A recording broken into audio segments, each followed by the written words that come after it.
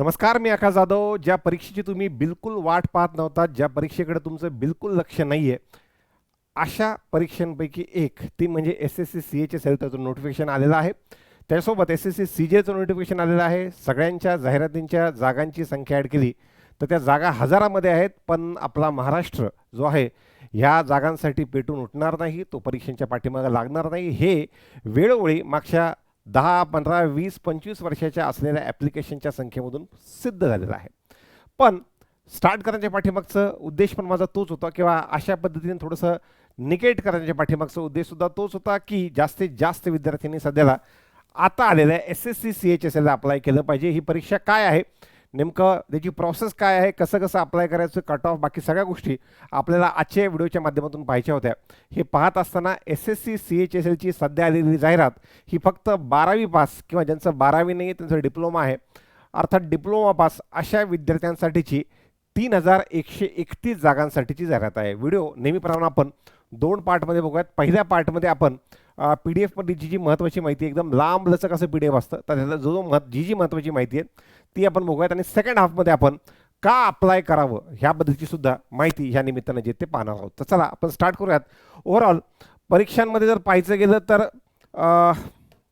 फक्त मला एक अनाऊन्समेंट करायची सोबत, की आपली ऑनलाईन एस-एस-सी सी-जी-एलची बॅच संकल्प 247 ॲपवर आजच अर्थात 26 जूनला स्टार्ट होते, आणि सोबत ऑफलाईनसुद्धा एस-एस-सी सी-जी-एलची बॅच आपली आजच 26 जूनला स्टार्ट होती ऑफलाईन मोडमध्ये छत्रपती संभाजीनगर इथे. सोबत ज्या विद्यार्थ्यांना बँकिंगची तयारी करायची आहे अशा विद्यार्थ्यांना आपली ऑफलाईन बॅच जी आहे ती 23 जूनला बँकिंगच्या परीक्षेची सुद्धा सुरू झालेली आहे. चला आपण पुढे येऊयात. सध्याला पुढे हे महत्त्वाचे मुद्दे मी नेहमीप्रमाणे लिहून ठेवत असतो, आणि इकडे हीच ती PDF आहे. फक्त किती पानांची आहे? भरपूर, 89 पानांची वाटतं. बघा, एस-एस-सी सी-जी-एलची जाहिरात ज्याच्यामध्ये तुम्हाला दिलेलं त्याने की ॲप्लिकेशन 23 जूनपासून ते 18 जुलैपर्यंत करायचं आहे. पण सगळ्यात महत्त्वाचं लक्षात घ्या, शेवटपर्यंत थांबू नका. तुम्ही आत्ता अप्लाय करायचा, वेबसाईट आता हँग असेल सध्याला. त्यामुळं जसा वेळ मिळाला, व्हिडिओ संपला, व्हिडिओ शेवटपर्यंत बघितला, सोबत हाऊ टू अप्लाय एस-एस-सी असा एखादा रँडम कोणता पण यूट्यूबला व्हिडिओ बघितला की लगेच अप्लाय करायचं आहे. 18 जुलैची वाट बघायची नाही. अजून त्याच्यामध्ये त्यांनी दिले की एक्झाम जे आहेत, तुम्ही फॉर्म बँक एक्झामचा वगैरे मल्टिपल फॉर्म भरला तर जो शेवटचा व्हॅलिड फॉर्म आहे तो पकडला जातो. इथे सगळ्यांनी एकच फॉर्म भरायचा आहे. आपण सर फॉर्म भरताना माझ्याकडून जर काही चूक झाली तर कसं, तर त्यांनी तुमचं फॉर्म करेक्शनसाठी एक विंडो ओपन केलेली असते, ती आहे 23 तारखेपासून ते 24 तारखेपर्यंत. 23 जुलैपासून 24 जुलैपर्यंत ती विंडो ओपन असेल. त्यामध्ये तुम्ही एकच भरलेला फॉर्म तुमचा जो आहे तो करेक्ट करू शकता. तुमची प्री एक्झाम 8 सप्टेंबरपासून 18 सप्टेंबरला, आणि तुमची मेन जी आहे ती फेब्रुवारी-मार्च 2026ला होणार आहे. तर त्यामुळं आता व्हिडिओ बनवत असताना सर एवढ्या लवकर परीक्षेत माझं होईल का? प्री कसंही करून काढा. जे काही 1:10, 15, 1:20 मुलं घेतील, प्री काढलं की मेन्स एक्झाम तुमची फेब्रुवारी-मार्च 2026ला आहे, आणि तेव्हापर्यंत सगळा अभ्यास जो तो तुमचा जसं तसं झालेला असेल, मास्टर झालेला असेल तुम्ही, फक्त सी-एच-एस-एलमध्ये नाही तर सी-जी-एल सहित सगळ्या एक्झाममध्ये. सध्या सी-जी-एलची सुद्धा जाहिरात आलेली आहे. ठीक आहे. अजून मी याच्यामध्ये आपल्या मराठी माणसांना एस-एस-सी म्हणलं तरी पण अजून 10वी बोर्डच वाटतं, त्यामुळं मी उपहासात्मक पद्धतीने एस-एस-सी काय करते ते तुम्हाला सांगणार आहे. ते म्हणजे staff selection commission will hold a competitive exam for recruitment of group C post, that is lower division clerk, junior secretariat assistant and data entry operator for various ministries, department, offices of the government of India and various constitutional bodies, statutory bodies, tribunals, etc. The details of the exam. त्यांचं म्हणणं की आम्ही केंद्र शासनासाठी recruitment करतो. जसं राज्य शासनाचे जे ग्रुप एच्या पोस्ट असतात, तुम्ही त्याला क्लास 1 म्हणतात. ग्रुप बी, ग्रुप सी ह्या सगळ्या पोस्ट जे आहेत ते MPSCच्या माध्यमातून किंवा सरळ सेवेच्या माध्यमातून भरल्या जातात. केंद्राची जी आहेत ग्रुप एच्या पोस्टसाठी आहे UPSC, आणि ग्रुप बी पासून खाली ज्या पोस्ट आहेत ग्रुप बी, ग्रुप सी ह्याच्यासाठी आहे SSC. तर ह्या वर्षी किंवा ह्या महिन्यामध्ये SSCचे विक्रमी असे 6, 7, 8 नोटिफिकेशन आलेले आहेत. SSC सिलेक्शन पोस्ट आलं, लास्ट डेट संपली, पण SSC स्टेनो सध्याला चालू आहे. SSC CGL या सगळ्या SSC मध्ये सगळ्यात मोठी ॲडव्हर्टाइजमेंट, रिक्रुटमेंट चालू आहे, फॉर्म फिलअप पण चालू आहे, आणि आता आलेली CHSL ह्याच महिन्यात येणार आहे. 10वी बेसची SSC MTS सुद्धा. तर बघा ह्याच्यामध्ये तुमच्यापैकी ज्या LDC म्हणजे लोअर डिव्हिजन क्लर्क किंवा ज्युनियर सेक्रेटरीएट असिस्टंट याचा जो पगार आहे तो 7th CPC 7th आपल्या सेंट्रल पे कमिशननुसार लेवल 2चा आहे. पण डेटा एंट्री ऑपरेटरचा जो तो लेवल 4चा आहे. लेवल 4 आणि लेवल 5 दोन्ही पण आहेत, पगार जास्त आहे त्या केसमध्ये. आता आपण जर पाहिलं तर टेंटेटिव्ह वेकन्सीज पहिल्यांदा 3131 आहेत. SSCच्या इतिहासामध्ये सुरुवातीला आलेल्या वेकन्सीज आणि नंतर आलेल्या वेकन्सीज नंतर नेहमीच वेकन्सी ज्या आहेत त्या वाढलेल्या आहेत, त्या शक्यतो कमी झालेल्या नाही आहेत. तर ह्या ठिकाणी तुम्हाला हा आकडा 5000च्या वर गेलेला पाहायला जो तो मिळू शकतो. आता याच्यामध्ये रिझर्वेशन्स आपल्या नेहमीप्रमाणे 3100 जागामध्ये त्याने दिलेला आहे. त्याच्यानंतर काही महत्त्वाच्या गोष्टी की कोणकोणत्या पोस्टसाठी कसलं तुमचं हे असेल काय अपंगत्व जर असेल तर कोणत्या पोस्टसाठी काय काय चालतं हे दिलेलं आहे. एज लिमिट कॅल्क्युलेट होते 1 जूनला, त्यामुळं एज 18 ते 27 पाहिजे, पण 27 पूर्ण आलं पाहिजे 2026ला. म्हणजे आज 27 जरी पूर्ण असेल, 27 वर्ष काही महिने जरी असेल तरी चालतं. त्यामुळं तुमचं एज कॅल्क्युलेशन ॲज ऑफ 1 जानेवारी 2026 ह्या डेटला पाहण्यात येणार आहे. 18 ते 27 एज लिमिट, OBC 3 वर्ष एक्स्ट्रा 30, SC ST 5 वर्ष एक्स्ट्रा 32 अशी एज लिमिट जी ती असणार आहे. अजून आपण जर बघितलं पुढे त्यातला महत्त्वाचा पार्ट मी बोल्ड केलेला आहे.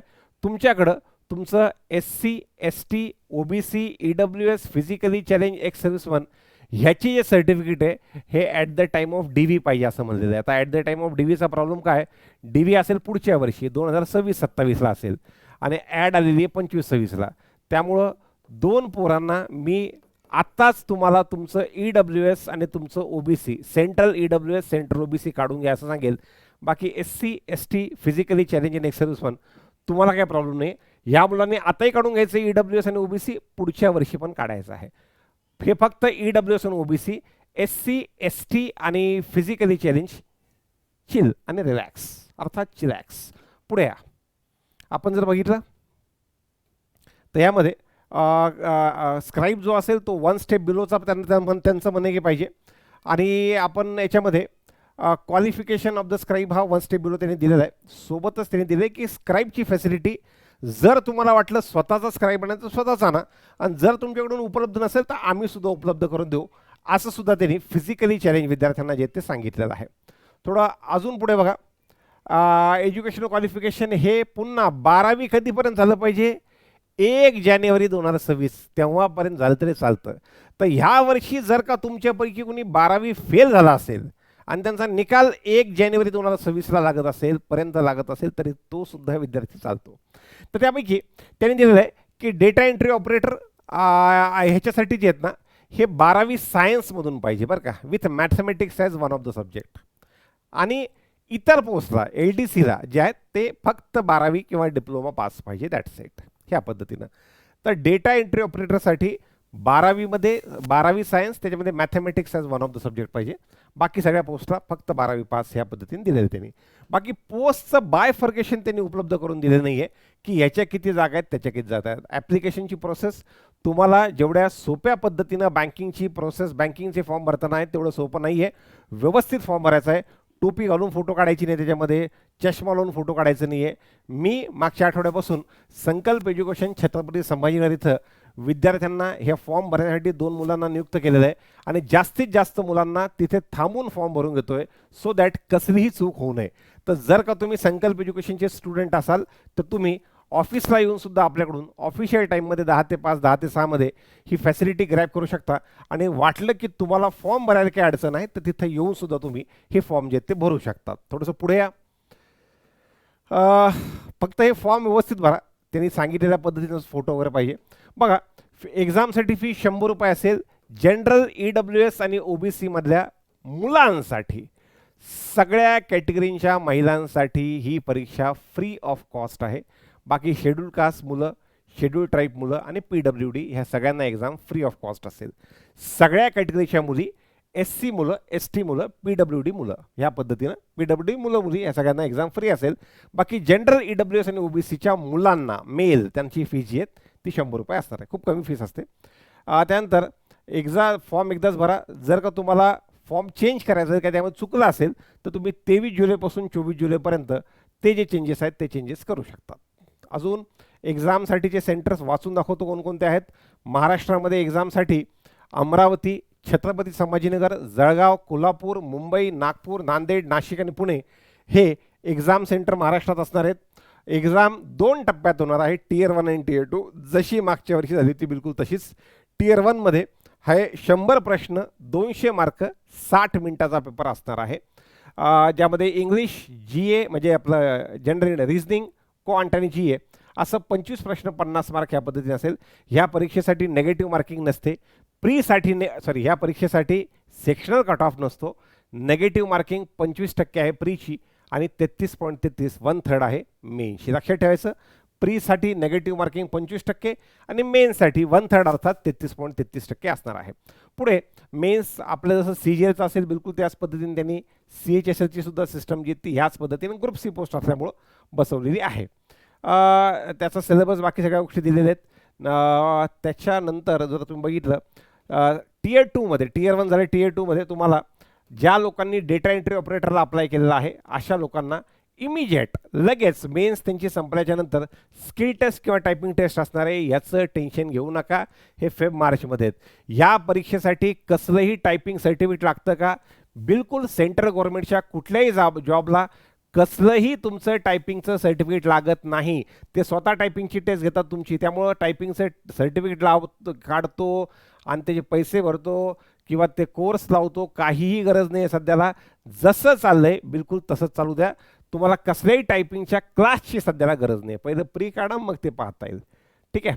पुढे अजून त्याच्यामध्ये स्किल टेस्टबद्दल त्यांनी सांगितलेलं आहे. एक्झामसाठी सिलेबस सांगितलेला आहे. टियर 1च्या टॉपिक वाईज सिलेबस सांगितला आहे. टियर 2चा टॉपिक वाईज सिलेबस त्यांनी सांगितलेला आहे. टियर 1 टियर 2च्या सिलेबसच्या नंतर त्यांनी पोस्ट प्रेफरन्स, एवढ्या सगळ्या मिनिस्ट्री आहेत, सर मला नेमकं कुठे मिळेल? तर तुम्हाला पहिल्यांदा पोस्ट प्रेफरन्स विचारतात. सर मी महाराष्ट्राचा, महाराष्ट्र माझा असं जर असेल मला काही तिथून बाहेर जायचं नसेल तर नो प्रॉब्लेम ॲट ऑल. तुम्ही इन्कम टॅक्स, सेंट्रल एक्साईज ज्यांचं सगळ्यात हायेस्ट कलेक्शन महाराष्ट्रातून होतं तुम्ही तिथं अप्लाय करा. मोठा समुद्र किनारा आपल्याला लाभलेला असल्यामुळं नार्कोटिक सारखे वेगवेगळे डिपार्टमेंटचं काम जे आहेत ते इथूनच चालतं, तुम्ही त्यांना अप्लाय करा. तर महाराष्ट्रामध्ये जॉब करायचं असेल तर तेवढे ॲम्पल नंबर ऑफ डिपार्टमेंट जे आहेत ते गव्हर्नमेंटचे, सेंट्रल गव्हर्नमेंटचे हे महाराष्ट्रामध्ये उपलब्ध आहेत. तर ते पाहता येईल. फक्त ते कधी भरायचे? जेव्हा तुमचं टियर 2 म्हणजे फायनल निकाल आहे, फायनल निकाल लागायच्या आधी तुम्हाला त्यावेळेला भरायचं आहे. सध्या ते भरण्याची कसलीही आवश्यकता नाही. पुढे या. आपण आता application process, mode of selection, ते मिनिमम मार्क दिले त्या 30% 25% 20%ला कवडीचा अर्थ नसतो. उगं ते कॉपी पेस्ट करून दरवर्षी देतात. कट ऑफच लागतो 200 पैकी 150च्या आसपास. काय ते 30% 20% मिनिमम मार्क कोण खाणार आहे? चला अजून आपण जर बघितलं याच्यामध्ये तर एकच मिनिट, जेवढा त्यांचे कॉन्टॅक्ट नंबर पण दिलेले आहेत. किती उचलतात कॉन्टॅक्ट नंबर त्याबद्दल मला तर मोठा डाऊट आहे. एक्झाम मराठीत पण देता येते पोरांनो. कुणी सरळ सेवेचा मुलगा बघत असेल तर एक्झाम एकदम व्यवस्थितपणे मराठीतही देता येते. हे ॲप्लिकेशनची प्रोसेस OTR म्हणजे वन टाईम रजिस्ट्रेशन, पार्ट 1 आणि पार्ट 2 अशा 2 पार्टमध्ये आधी पण फॉर्म भरायला यायचे, पण आता वेगळी वेबसाईट केली आहे. आणि आता ॲपमधून माय SSC नावाच्या ॲपमधून पण अप्लाय करता येतं. ही नवीन संसदेचा फोटो पण दिलेला आहे. कुणाला सांगता येत नाही काय मोटिवेशन असेल, तर इथं काही लोकांना वाटलं की मला दिल्लीला जाऊन संसदेत जॉब करायचा आहे, तो जो ज्युनियर सेक्रेटरीएट असिस्टंटचा जॉब आहे तो तिथंच आहे. पण ज्यांना महाराष्ट्र पोस्टिंग वाटले त्यांना महाराष्ट्रासाठी ॲम्पल नंबर ऑफ त्याच्यामध्ये डिपार्टमेंट आहेत. हे फॉर्मचे स्क्रीनशॉट काढलेत त्यांनी. एकदा वेगळे व्यवस्थित सगळे बघून घ्यायचे आणि बघून घेऊन फॉर्म व्यवस्थित भरा. माझं फक्त म्हणणं होतं फॉर्म व्यवस्थित भरा, बाकी काही नाही. व्यवस्थित फॉर्म कंप्लीट करायचा आहे. आणि एकदा ते OTRवर केलं तर आता 3-4 ॲप्लिकेशन आले, ते सगळे फॉर्म तुम्हाला जे ते भरता येतात.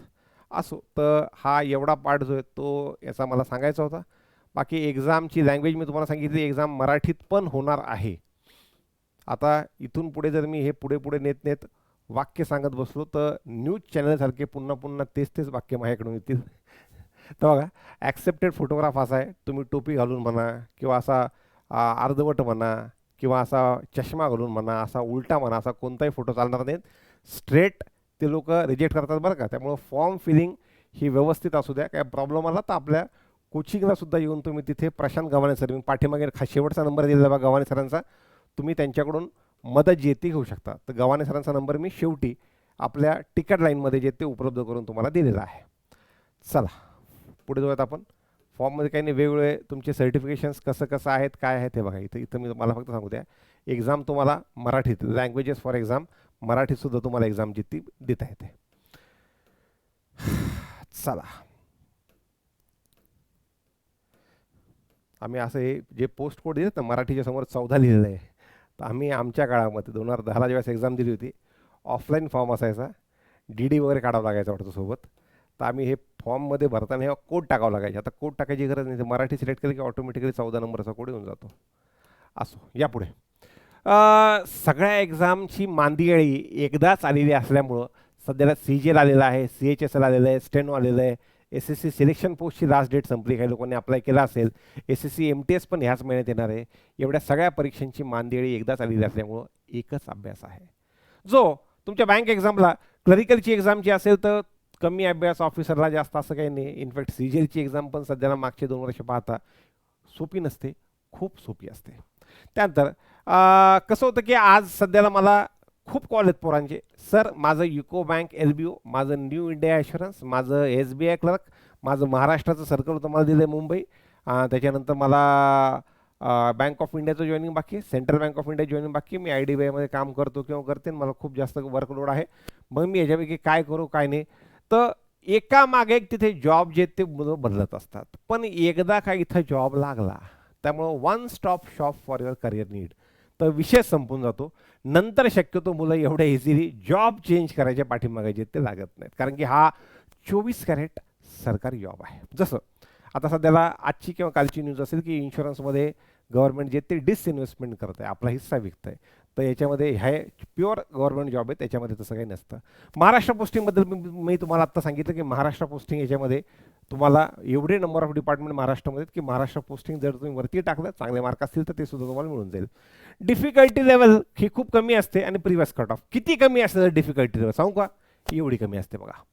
मागचे 2-3 वर्षाचे 200 पैकी कट ऑफ बघा, 153, 157, 140, 136, 135, 112, 200 पैकी जर 150चा कट ऑफ असेल, हा 2023चा आहे, 24चा कट ऑफ बघा 157 इथं लावलेला आहे. 200 पैकी 157चा कट ऑफ असेल तर विचार करा तो पेपर किती सोपा असेल. त्याच्यानंतर जो आता आहे लो डिव्हिजन क्लर्कचा आणि जे डेटा एंट्री ऑपरेटर जिकडे पगार जास्त असतो त्यांचा कट ऑफ याच्यापेक्षा अजून थोडासा जास्त, 176 पर्यंत कट ऑफ येतो असतो त्यांचा. या पुढे अजून मागे सर, ह्या एक्झाम सीझनची SSC कॅलेंडरमधून जर मी आज तयारी चालू केली तर माझी परीक्षा निघणं शक्य आहे का? त्याचं उत्तर आहे हो. सर समजा मी आज SBI POची जाहिरात आलेली आहे, 2-3 दिवस झाले येऊन, आणि मी त्याची तयारी चालू केली तर त्याची लगेचच्या लगेच माझी परीक्षा निघेल का? नाही, कारण की त्याची प्री आणि मेन्स इमिजिएट लगेचच्या लगेच आहे. ह्यांची प्री एकदा झाली की मेन्सला भरपूर वेळ आहे. त्यामुळे तुम्ही प्रीमध्ये जर का त्या एका जागेसाठीच्या 10, एका जागेसाठीच्या 15, एका जागेसाठीच्या 20 एवढ्या पोरांमध्ये आलात तर येस ते शक्य आहे, कारण की नंतर मेन्स एक्झाम स्ट्रेट पुढच्या वर्षी आहे 2026ला.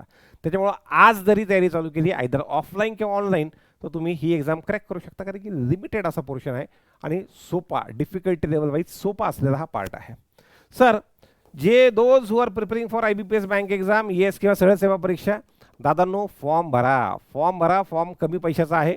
त्यानंतर एक परीक्षेचं आपल्याला स्वतःचं जे आहे की एक फॉर्म भरण्याचं म्हणा किंवा परीक्षा कंप्लीट करण्याचं आपल्याला एक त्यानिमित्ताने एक परीक्षा होते, परीक्षेची भीती कमी होते. त्यामुळं तुम्हीसुद्धा अप्लाय करायचं आहे आणि तुम्हीसुद्धा जसा वेळ मिळेल तशी चांगली तरी करायची. सरळ सेवेला एक्स्ट्रा काय, फक्त महाराष्ट्राचा इतिहास, महाराष्ट्राचा भूगोल, त्या ठिकाणी फक्त भारताचा इतिहास, भारताचा भूगोल, भारताचा आपलं पॉलिटिचा पार्ट येऊन जातो. तर हा वाला पार्ट महाराष्ट्राच्या ठिकाणी भारताचा करायचा आहे, दॅट्स इट. आणि IBPS वाल्या पोरांना एका मोठ्या डिफिकल्टी देऊन किमान 100 पायऱ्या खाली उतरून शेवटच्या ठिकाणी तुम्हाला कमी डिफिकल्टी लेवल वाईज तो पेपर असणार आहे.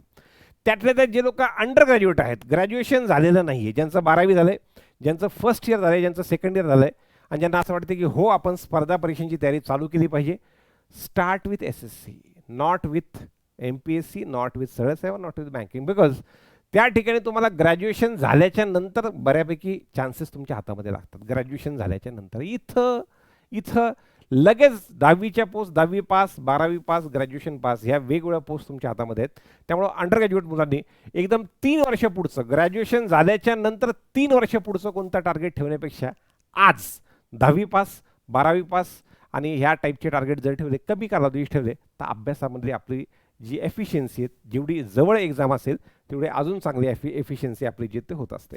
तर बऱ्यापैकी ह्या गोष्टी तुम्हाला कळाल्या असतील. आणि ज्याही विद्यार्थ्यांना जिथेही थांबून आपापल्या परीक्षांची तयारी करायची आहे, जर तुम्ही ऑनलाईन मोडमध्ये तयारी करताय तर येस, आमची संकल्प 247वरची आजचीच बॅच जी CGL CHSL तुमच्या अपकमिंग सगळ्या एक्झामसाठी कामाची असेल, MTS, आणि असं वाटलं की ऑफलाईन मोडमध्ये तिथं येऊन करायचं तर ऑफलाईनवाली बॅचसुद्धा आपण आजच स्टार्ट केलं. दोन्ही बॅचेस वेगळ्या असतील. ऑफलाईन बॅचचंच प्रोजेक्शन जसंच तसं ऑनलाईनला दिलेलं नाही आहे. हे वाले लेक्चर जे आहेत ते ऑनलाईनवाले इकडचे हे स्टुडिओमधून होतात आणि हे क्लासरूममधून होतात. आणि त्याची टीमसुद्धा ही कम्प्लिटली वेगळी आहे. ही बँक एक्झामची टीम नाही आहे, ही प्युअर SSCची वेगळी टीम जी ती तुमच्यासाठी उपलब्ध आहे. असो, तर एक महत्त्वाची माहिती तुम्हाला ह्या माध्यमातून तुमच्यापर्यंत पोहोचली असेल. सगळ्यात महत्त्वाचं म्हणजे आपल्या एक्झाममध्ये मी तुम्हाला कधीही लाईक करा, शेअर करा, सबस्क्राईब करा हे म्हणत नाही आणि म्हणणारही नाही. पण जेव्हाही कोणती SSCची जाहिरात असेल तर हो, मी मागेही म्हणलेलो आहे आणि आताही सांगतो का, ह्या परीक्षांचं नेटवर्क आपल्या महाराष्ट्रामध्ये पोहोचलेलं नाही आहे. ते पोहोचवायचं असेल तर जास्तीत जास्त विद्यार्थ्यांपर्यंत ह्या परीक्षेची माहिती पोहोचवा. लिंकमध्ये मी तुम्हाला याचं PDF सुद्धा उपलब्ध करून दिलेलं आहे, ॲप्लिकेशनची लिंकसुद्धा टाकून दिलेली आहे. तर जास्तीत जास्त मुलांपर्यंत हा मेसेज तुम्हाला पोहोचवायचा आहे आणि जास्तीत जास्त मुलांना या परीक्षेला अप्लाय करायला सांगायचं आहे. खूप खूप धन्यवाद.